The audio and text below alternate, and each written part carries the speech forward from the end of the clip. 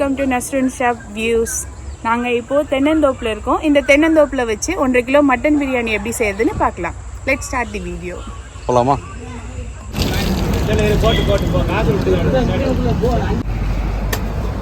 உனக்கு 1/2 கிலோ குடல் போட்டு வச்சுருக்கு. நான் ஒரு வெட்டி கொடுத்துருக்கேன். நான் கொடுத்து வச்சுருக்கேன். போட்டு எடுத்து அடுத்த கேட்குதுல நான் பையன் ஓட்டுறது.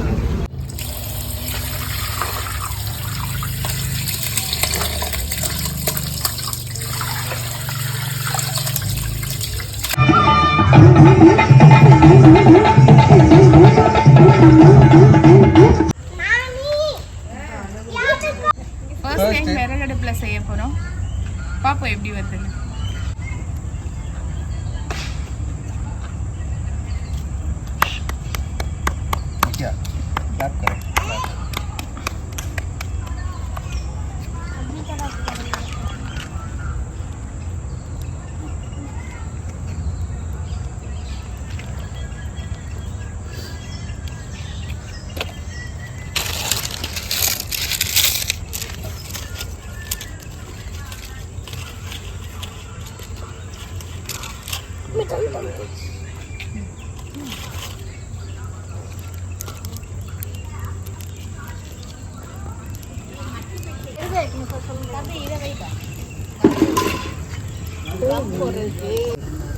ஃபர்ஸ்ட் சட்டி வச்சு சூடாயிட்டு சட்டி வச்சுக்கலாம்.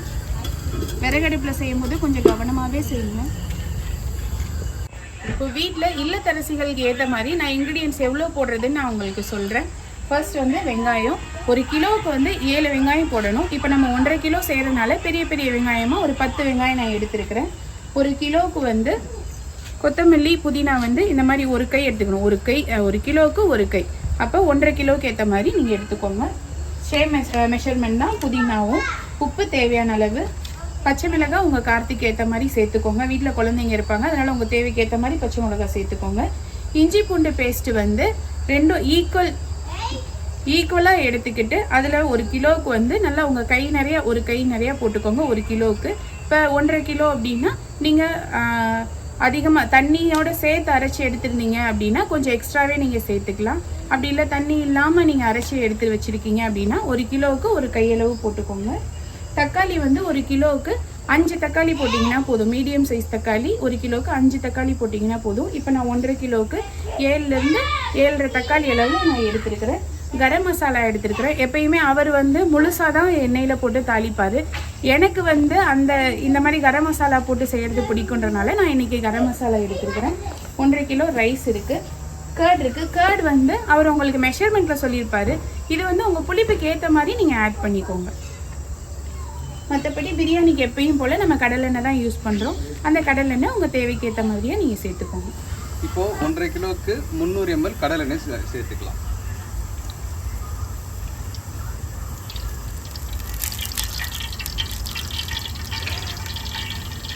எண்ணெய் சூடாயிடுச்சு. இப்போ வெங்காயத்தை சேர்த்துக்கலாம்.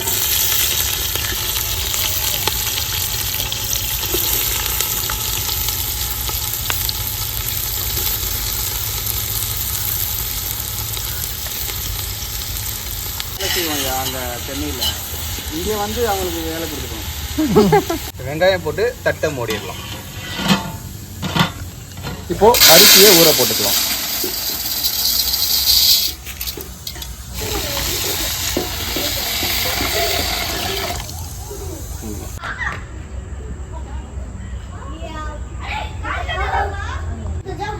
ஓகே, இப்போ பார்த்தீங்கன்னா இந்த 1.5 கிலோ வந்து நம்ம தனியாக விசில் விட்டு எடுத்துக்கலாம். ஸோ அதை சட்டியில் செய்யும்போது குவான்டிட்டி அதிகமாக இருந்துச்சுன்னா அதை வந்து அதுலேயே வந்து நம்ம வேக வைக்கலாம். ஸோ இது குவான்டிட்டி கம்மி 1.5 கிலோன்றனால நம்ம தனியாக வச்சு வேக வச்சு எடுத்துக்கலாம். ஸோ இப்போது தண்ணியும் சேர்த்துக்கலாம். கொஞ்சமாக தண்ணி சேர்த்தா போதும். கொஞ்சமாக சேர்த்துக்கிட்டா போதும்.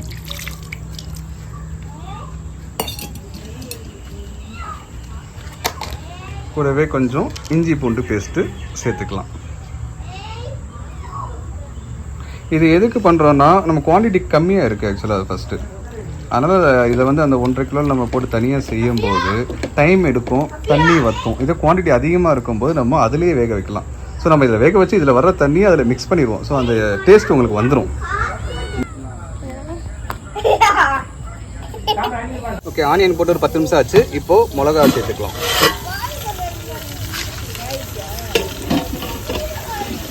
மிளகா வந்து நாங்கள் எங்கள் வீட்டில் ஒரு கேஜிக்கு 5 மிளகா போடுவோம். இப்போ 1.5 கேஜிக்கு 9 மிளகா போட்டிருக்கோம். சில்லி ஒரு 20 கிராம் சேர்த்துக்கலாம்.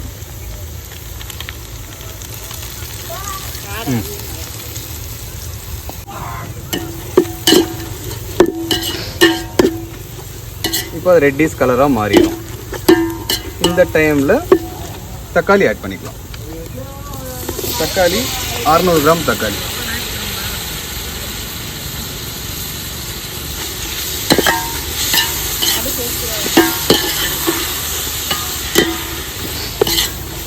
கிராம் தக்காளி போட்டு தக்காளி நல்லா மசிகிற மாதிரி ரொம்ப நல்லா குக் பண்ணிக்கலாம். ஓகே, ஒரு 10 நிமிஷம் விட்டு பார்க்கலாம்.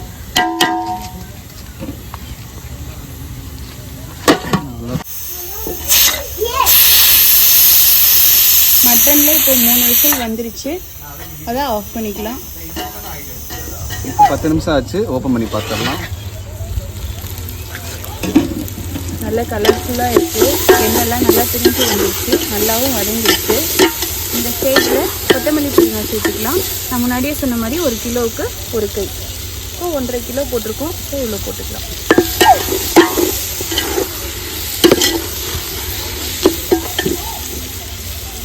கொத்தமல்லி சேம் தான், அது 1 கிலோவுக்கு 1 கை.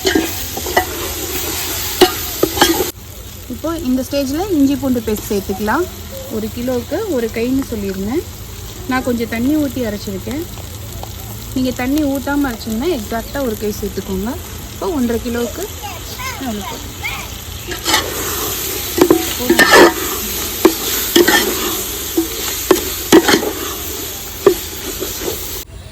இந்த ஸ்டேஜில் ஒரு 1/2 டேபிள் ஸ்பூன் கரம் மசாலா சேர்த்துக்கலாம்.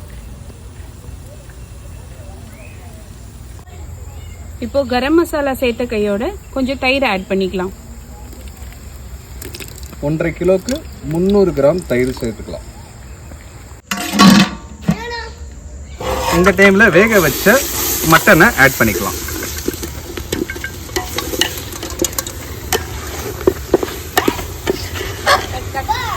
இப்போது கறியை வேக வச்ச தண்ணியை அதையும் வந்து நம்ம அரிசிக்கு போடுற தண்ணியில் மிக்ஸ் பண்ணி லெவல் பண்ணிக்கலாம். மெஷர்மெண்ட்டில் ஈவன் பண்ணிக்கலாம். இது வேக வச்ச தண்ணி. அது போக இது அரிசிக்கு ஆன தண்ணி. மொத்தம் 1.5 கிலோவுக்கு லிட்டர் கணக்கில் பார்த்தீங்கன்னா 2.25 லிட்டர் போட்டிருக்கோம். இப்போது நம்ம அந்த 2.25 லிட்டர் தண்ணி சேர்த்ததுக்கப்புறம் ஒரு கொதி வர்ற வரைக்கும் நம்ம மூடி வச்சிடலாம். கொதி வந்ததுக்கப்புறம் வடித்த அரிசியை போட்டுக்கலாம்.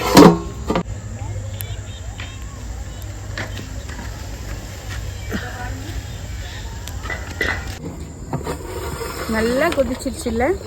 சூப்பராக இருக்கு. இப்போ இந்த ஸ்டேஜில் அரிசி சேர்த்துக்கலாம். ஸ்மெல்லாம்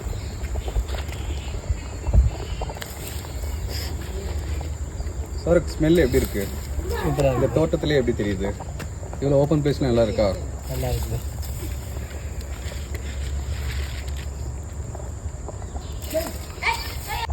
இப்போ அரிசி போட்டாச்சு. இதை மூடி வச்சிடலாம். 2 நிமிஷம் கழிச்சு செக் பண்ணிக்கலாம். அடுப்பு நல்லா எரியுது. இப்போ 2 நிமிஷம் ஆயிடுச்சு. உப்பு எப்படி இருக்குன்னு பார்த்துடலாம். இடையில இப்போ உப்பு சேர்த்துருக்கோம் இல்லையா? உப்பு எப்படி இருக்குன்னு பாருங்கள். உப்பு டேஸ்ட்டு, உப்பு காரம் எல்லாம் எப்படி இருக்கு பாருங்கள்.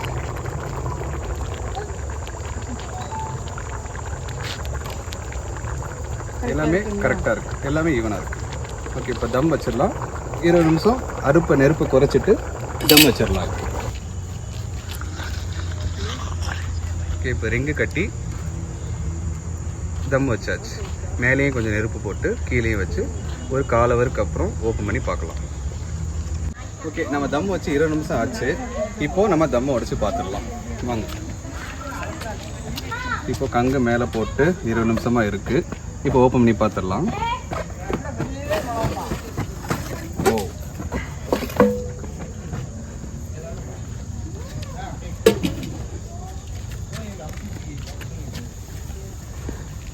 இப்போ பாருங்கள் ரைஸோட லெவல் பாருங்கள், இது அப்படி சரி.